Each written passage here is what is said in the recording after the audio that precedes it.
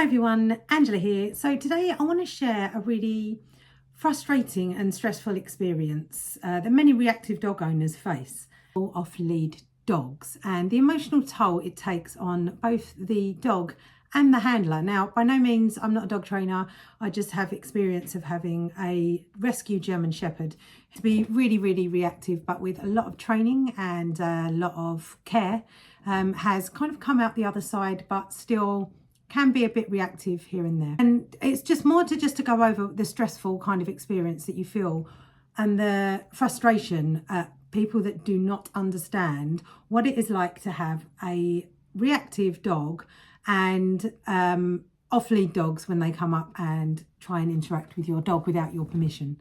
So this morning I was walking my dog when an off-lead dog just came running up, despite completely out of control, despite me spotting it a mile off, as any other reactive dog owner can sympathise with. You are head on a swivel constantly when you have a reactive dog, just scanning the environment to make sure that your dog is not going to be put in any situation that you do not want the dog to be put in. When I first got him, I used to have to go out first thing in the morning at like 4 or 5 o'clock in the morning just to be able to get a peaceful walk with him. Now, he's not by any means like that now. I can take him out at any time, but this is more on how to manage your emotions and your reactions to idiots that allow their dogs to go off lead and come up to your dog. And they're completely irresponsible dog owners. And that is all there is to it, really. If you do have a reactive dog, then you will completely understand that you are constantly on the lookout, and it's a nightmare that many of us face daily. Luckily, like I said, my boy, he's a 55 kilogram German Shepherd. I'll put a picture up of him next. He used to be very, very, very reactive. The scary part is, for many of us reactive dog owners, is that this happens far too often. And it can also really set back all of the hard, particularly when I first got him. If I'd have these dogs come running up to him when I first got him and I'm training him, I'm actively avoiding areas where there will be any dogs that could possibly be off lead, but sometimes it just can't be helped and you end up in a situation where you're having to advocate for your dog. Now, luckily for me, I'm a very confident, I'm a very outward person, and I will advocate for my dog. But I can see, I look in, because of obviously having a reactive dog, I joined loads of groups on Facebook when I first got him, because I'd not had a reactive dog before. I had experience with German Shepherds, but not with reactive German Shepherds that literally were jumping around like a whirling dervish whenever you were out near another dog. Even a dog on the other side of the road, I was struggling to hold on to him. And the stronger he got, the harder it got. Because at the time I got him during COVID dog.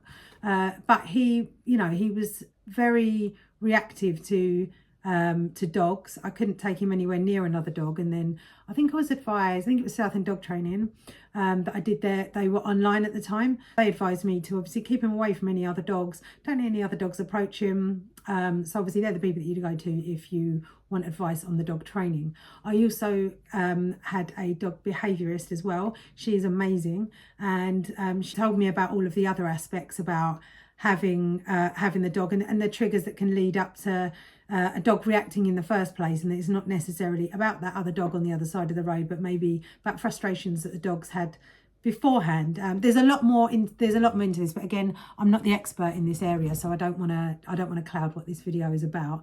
And this is really just about the impact on the handler, i.e. me, and other reactive dog owners' mental health when things like this happen. I'm going to show you a video now of this morning and of what happened, and I'll talk over it in the video. So basically, you can see in the distance as I start recording, I basically have to wear a body cam because I have this happen to me quite a lot. Off-lead dogs coming up, but not normally quite as bad as this was this morning. So where the owners literally just have absolutely no control of their off-lead dogs. Now, I spotted this dog, as you do, being a reactive dog owner.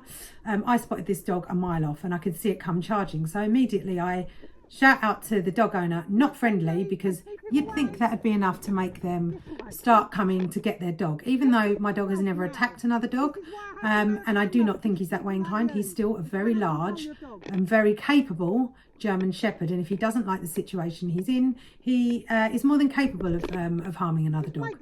first now, because you can't control your dog. I also refuse to muzzle my dog because if he is to be attacked, I want him to be able to defend himself as well. And he is always on the lead with me or away from other dogs. So I have trained my dog tirelessly for 4 years. But the off-lead dog coming towards me poses a real danger. Now, I'm not sure if the dog was going for me or was going for my dog either. And in the UK, it is illegal to have your dog off the lead if it is not under control. Yet it's something that I experience constantly, especially with smaller dogs whose owners think it's fine just to let them run free and come up to my dog. Now, my dog is not aggressive per se, but he does not like other dogs running at him from a distance. And as you can see in this video, this dog has come from quite far away and has made a beeline towards myself and my dog. I basically tell the woman to get her dog under control and she still refuses to put it on the lead and then moans at me for being rude. So, and this is the kind of behaviour from dog owners that people with large dogs like myself have to put up with. Now, if this was an XL bully, a Rottweiler, or perhaps even my dog off the lead that came running at you, I can tell you now this would have been reported to the police. But are they going to be interested in a little beagle coming up to my giant German Shepherd? Of course not. But this is the problem that we face, and this is why I want to address it. And this is why it makes me very, very frustrated, because of all of the training and everything that I've done with my dog. And if we don't address this issue, we risk undoing progress that we've made with our reactive dogs. And it erodes our confidence as well as our dogs. Now you can see at the end of this video, I've kept my dog away. I've moved and put myself in between my dog and the out of control dog to try and give him a level of safety and know that I'm in control. Now, like I said, I'm a very confident person. I can keep hold of my dog and I can get in between him and block the other dog. But I know a lot of people, and I see it on these groups, they're not as confident as me with their dogs, and it's not their fault either. And they get shouted at by these people because the reason that woman was then shouting at me was because she's embarrassed because she has zero control of her dog. This makes walks for people like myself very stressful and limiting where we can safely go as well. Now, I went out later than I would normally go out. I'm normally out very early in the morning, and this was a lot later. And it just goes to show that later on in the day, for reactive dog owners, it can just mean that you can't walk your dogs at times like this because there's people with this mentality allowing their dogs to be off lead and think nothing about them approaching your dog. For us reactive dog owners, this had my dog not have been trained as much as he has been, and believe me, he is not perfect. I'm not saying that I've got the best trained dog in the world, but this could literally have put him back months and months of training, all because somebody with little care and zero control over their dog takes, like, it just makes me extremely frustrated with the fact that people think that they can get away with allowing their dogs to do that. And with these constant setbacks to some people's dogs, it just makes their reactivity worse and worse and worse. I have a friend that has a very reactive dog, and this sort of thing happens to her constantly, and it constantly sets her dog back. So no matter how much training she does, these dogs make a beeline. My dog is a giant German Shepherd. Dogs make a beeline for him. They just make a beeline for him. So what can we do? So, that's my rant over for that, because it is extremely frustrating as a dog owner. And so what can we do to protect our dogs and our peace of mind? So I've spoken more about Frank. He was massively reactive, and I've worked really hard to get that to where we are now. But incidents like this morning just jeopardise all of that progress that I've made, and it just makes it really frustrating. So for handlers like myself, these encounters are not just physically stressful. Like, I'm quite a strong person, but having to hold on to a 55-kilogram German Shepherd who is jumping up in the air, and at the end of the video, or at the end of the part where you can see where the dog comes round again, so it's circling my dog, you can see him get distressed, and I'm trying to keep him close to me and show him that I'm protecting him, but it is extremely stressful. It is mentally draining. It's physically, for me, I mean, I've got quite strong shoulders. I do a lot of Pilates, but I put that down to keeping hold of my 55-kilogram dog. I'll mention it again. He weighs 55 kilograms. Potential danger that these dogs pose to larger dogs as well, and their handlers. Because if my dog was to pull me over. You know, the damage that he could do to me is just ridiculous. But these people are like, oh, come here, Fluffy. He's friendly. Yeah, well, my dog does not like your dog approaching him. You wouldn't just run up to a stranger as a human being in the street and throw your arms around them, or run up to them and start shouting at them in the face. They'd have a reaction to that. Funnily enough, so does my dog. So yeah, so basically, if you have a little dog that thinks it's okay to come up to large dogs, I'm here to tell you it's not okay. So as I said, I'm not a professional dog trainer. There are plenty of them around, easy to Google. But I know my dog well enough to understand what is right for him and how to advocate for my dog as well. So as a hypnotherapist, I also know a few techniques to help calm both me, because a situation like that is very stressful for me and my dog after such stressful encounters. So here's some calming techniques after all of that. Here's some calming techniques that when you get back from a walk, if you've got a reactive dog and you've had a similar situation to that happen, then it's helpful to calm yourself. And if your dog is upset, to calm your dog down as well. Now, luckily for me, we found a tennis ball not long after. So my dog was very calmed down because he found a tennis ball and he's like, meh, got a tennis ball now. Not really that bothered. And he really did handle the situation very well. 3 years ago, that would have been a different matter and I would have probably ended up on the floor. So for when you get home, if you have a reactive dog and you have a situation like that happen, which I know all too well from being in these groups happens quite a lot. So breathing technique. So when you get home, and you can do this with your dog as well to calm your dog down. So if you're sitting down, you've got your dog calm, sitting down, taking slow breaths to lower your stress levels. Even that now is still calming me down. It didn't happen that long ago. So you can inhale for a count of 4, and then hold for 4, and then exhale for 4, and repeat this for a few times. This is box breathing, and it really does help bring your state back into out of fight or flight and back into a calm state. So some grounding techniques as well that you can do. So focusing on the present moment. So noticing things around you, and this can be whilst you're out on the walk as well. So listening to sounds, looking at objects. So say you see a tree, so like that's there, there's a tree there. Oh, I can hear the birds singing. I can feel sensations, I can feel the wind blowing. This can help bring your mind back to a state of calm. Positive reinforcement for your dog as well. So at the end of this video, I tell my dog that he's been a really good boy. He's not very treat driven, so I don't necessarily take treats out on walks with me anymore, because that doesn't really drive him.